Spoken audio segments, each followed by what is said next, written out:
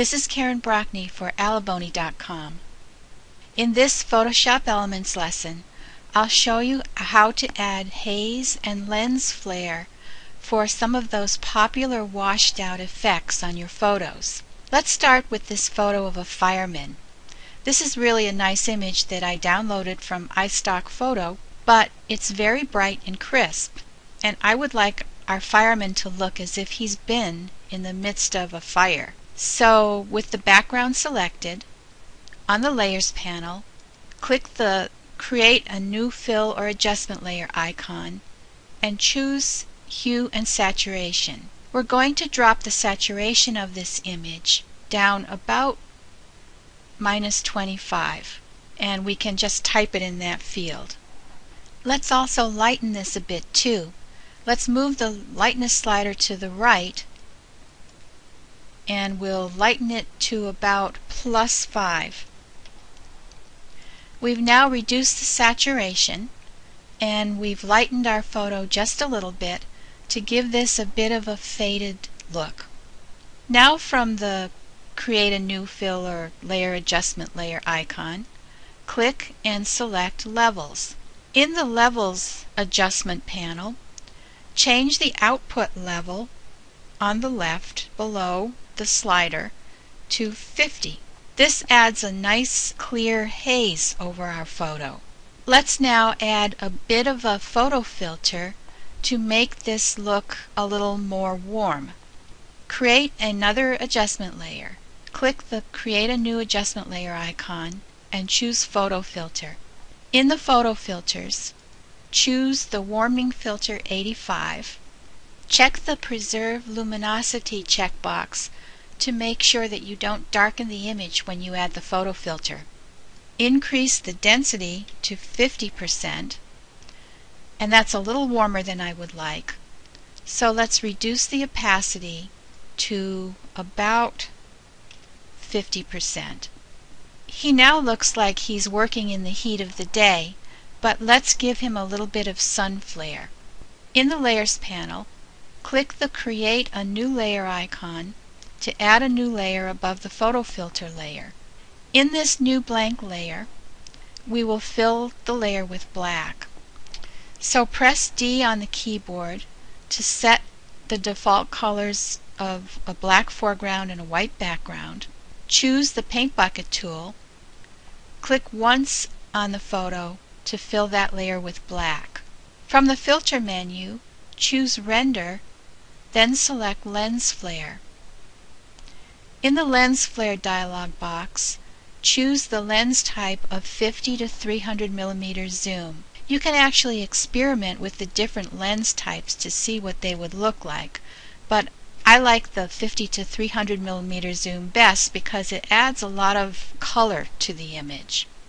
Let's increase the brightness of this to about 140%, maybe 144. Click once on the image that's in the dialog box where you want the main flare to appear, and I want it to appear in the top left of the image. Then click OK, and you see our flares against that black background. To get rid of the black background and just have the flares show through, from the Blend Mode drop-down, change the blend mode from Normal to Screen. And now we have a firefighter who has a warm glow and has lens flare and haze. Let's just press the Alt on the PC or the Command key on the Mac and click on the visibility icon on the background to show you the before, and then click again to show you after. You can use this stacking of layers to create that hazy lens flare effect on many different types of photos. For example, here's a landscape photo of the Columbus Park in Boston. First, create a hue saturation layer above the background layer. I've already created these layers, and I'll show you any differences from the previous photo. If we look at the hue saturation adjustment, notice that I've set the saturation to -25, but I left the lightness at 0. You can adjust these sliders as needed. It's just your personal taste. Back in the Layers panel, let's activate the Levels layer. And if I double click on the layer thumbnail in the Levels layer, I've used the same output level in this Levels Adjustment panel as I did in the Fireman. So the output level is 50. But I also lightened the midtones quite a bit to reduce the contrast. To do that, I moved the gray slider underneath the histogram to the left to about 122. On the photo filter layer, double click the layer thumbnail, and in this photo filter, rather than use a warming filter, which I could have done, I chose the color filter and double click to choose a custom color. Clicking on the pinks, I chose a light pink and clicked OK. I set the density to 50%, and then on the Layers panel I reduced the opacity to about 70%, or maybe I'd reduce it even a little bit more, so that we have a nice pink glow on our photo. Finally, I added that black layer above the photo filter layer and added a lens flare, but this time I placed the lens flare at a different location in the photo, about right above the tree.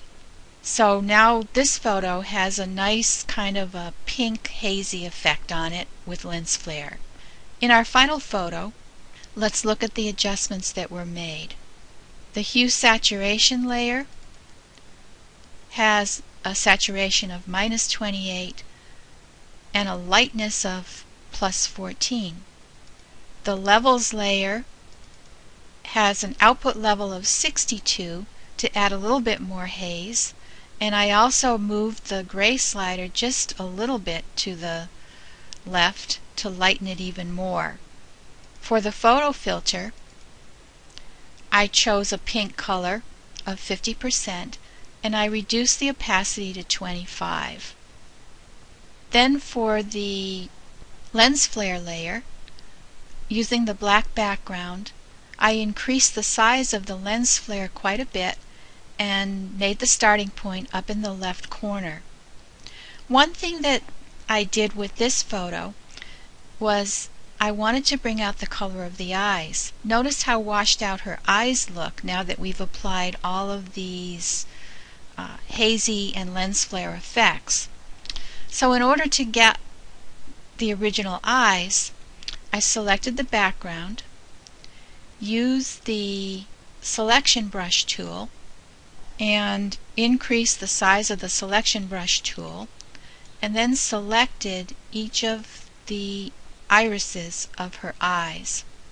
Then on the keyboard, press Ctrl J or Command J to create another layer with those two eyes above the background layer, and then drag the eye layer to the top of the stack above the lens flare layer. Then reduce the opacity of that layer until you have little slightly sharper, brighter eyes, but not enough so that they look incongruent with the rest of the photo. Here's without the new eyes, and here's with the new eyes. As you can see, you can use this technique of adding the Hue Saturation layer, the Levels layer, the photo filter, and the lens flare on top of many different types of photos. It won't work with all photos, but it's a quick and easy way for you to add those hazy lens flare effects to your projects.